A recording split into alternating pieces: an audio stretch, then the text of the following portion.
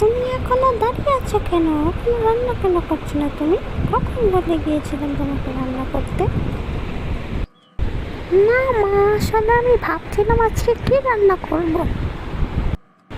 কি? আমি সেই কখন বলে গিয়েছিলাম তোমাকে রান্না করতে, আর তুমি এখন বলছো তুমি ভাবছো কি রান্না করবে? আচ্ছা ঠিক আছে, তাহলে আপনি বলে দিন আমি কি রান্না করব। নাও তুমি আমার মাথা রান্না করো। মাথা রান্না করবো তো বুঝলাম, কিন্তু আপনার মাথাটা কি দিয়ে কাটবো? ইরি, এখন কিন্তু আমার সত্যি সত্যি রাগ উঠে যাচ্ছে। কেন মা, আপনি তো বললেন আপনার মাথা রান্না করতে, তাহলে এখন আপনার রাগ কেন হচ্ছে বুঝলাম না।